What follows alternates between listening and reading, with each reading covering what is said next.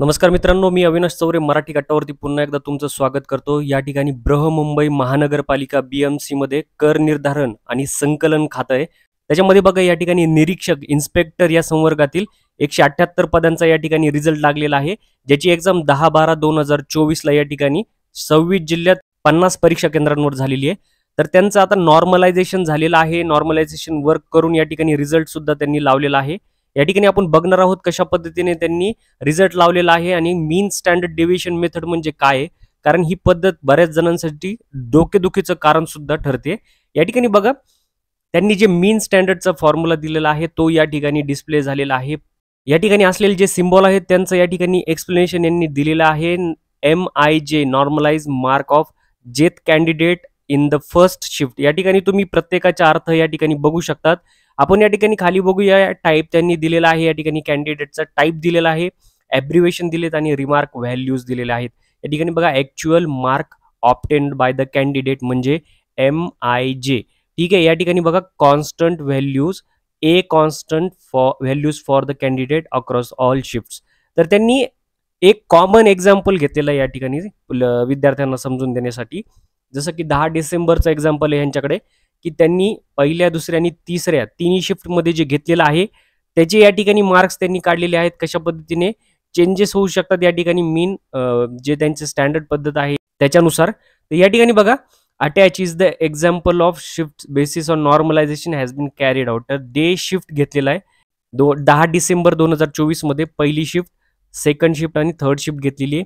त्या ठिकाणी बघा नंबर ऑफ कॅन्डिडेट्स किती होते या ठिकाणी पर शिफ्टला, या ठिकाणी त्यांचे अंक दिलेले आहेत। या ठिकाणी तुम्ही बघू शकतात।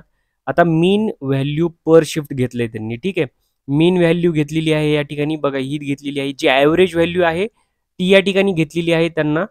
स्टँडर्ड डिव्हिएशन व्हॅल्यू पर शिफ्ट घेतलेली आहे, पुन्हा बघा या ठिकाणी स्टँडर्ड डिव्हिएशन व्हॅल्यू घेतलेली आहे या ठिकाणी, आणि average of 0.1% topper per shift या ठिकाणी ते घेतलेलं आहे। तर तुम्हाला जे समजून घ्यायचं असेल या ठिकाणी बघा average marks of the top 0.1% candidate considering all shift, म्हणजे काय केलं 0.1% घेतलंय त्यांनी सगळ्या शिफ्टला कन्सिडर करून, ठीक आहे।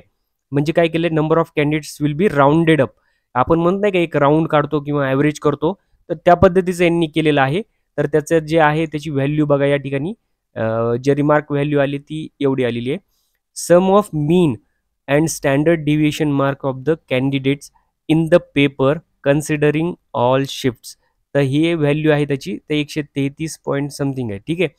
आणि sum of mean marks candidate in the shift having maximum mean and standard deviation of marks candidates in the examination considering all shift, तर ही व्हॅल्यू आलेली आहे, ठीक आहे।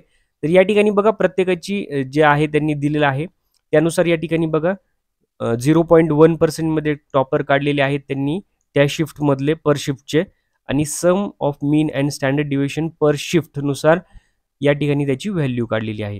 या ठिकाणी बघा 3 उदाहरणं दिलेत त्यांनी, की वेगवेगळ्या याच्यामध्ये की मार्क्स एवढे असताना किंवा तेवढे असताना तुम्ही काय केलेलं आहे। या ठिकाणी बघा एक्झाम्पल नंबर 1 बघा, calculating normalize score of a candidate obtained 113.131 something, ठीक आहे। तर पुढे डॉट नंतर सारखी व्हॅल्यू असते। Marks after objection on the 10th December 2024 shift first आहे।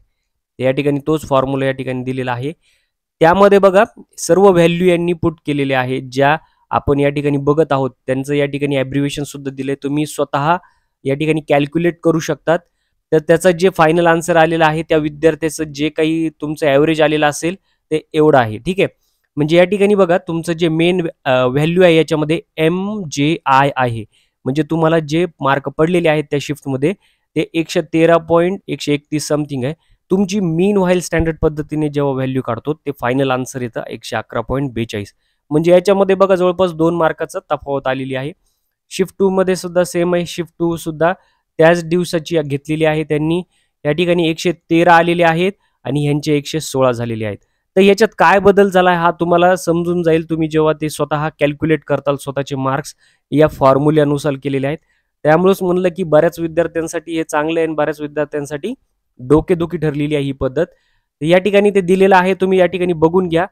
या ठिकाणी नोट दिली, calculations of marks will be done up to 5 decimal places पर्यंत तुम्हाला घ्यायचंय। Proportion is done for questions which are been ignored in the shift. तर या पद्धतीचं त्यांनी दिलेलं आहे मॅक्सिमम मिनिमम करून. तर फायनली त्यांनी काय केलंय की या ठिकाणी ऑनलाईन रिझल्ट लावलेला आहे इन्स्पेक्टर निरीक्षक पदाचा. या ठिकाणी बघा लिस्ट दिलेली आहे, रोल नंबरनुसार विद्यार्थ्यांचे नाव आहेत. या ठिकाणी बघा पहिलं जे 3rd नंबर नाव आहे 168 मार्क्स आहेत ऑब्जेक्शन नंतर, प्रो रेटेड मार्क्स त्याचे 169 आणि मार्क्स नॉर्मलायझेशन नंतर 171 झालेले आहेत. तर या पद्धतीचे बघा या ठिकाणी 112 मार्क्स होते, त्यानंतर 113 झाले आणि या ठिकाणी नॉर्मलायझेशन नंतर 111 झाले. तर काहींचे वाढलेले आहेत आणि काहींचे कमी झालेले आहेत. असे खूप विद्यार्थी आहेत, जवळपास 19,027 विद्यार्थी या ठिकाणी आहेत, त्यांनी फॉर्म भरले होते आणि त्यांचं या ठिकाणी रिझल्ट लागलेला आहे.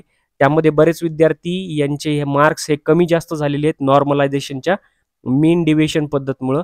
तर या ठिकाणी तुम्ही बघून घ्या आणि तुम्ही एकदा स्वतः कॅल्क्युलेट करा त्या पद्धतीनुसार की तुमचे मार्क्स जे त्यांनी नॉर्मलायझेशन मध्ये काढलेले आहेत ते बरोबर आहेत का चुकीचे आहेत. तुम्हाला काय वाटतं त्याविषयी तुम्ही कमेंटमध्ये मला नक्की सांगा. आणि जर अपडेटसाठी अजून काही येत असेल तर चॅनलला सबस्क्राईब करून ठेवा, लाईक करा आणि शेअर करा. भेटूया पुढच्या व्हिडिओत. तोपर्यंत जय हिंद, जय महाराष्ट्र.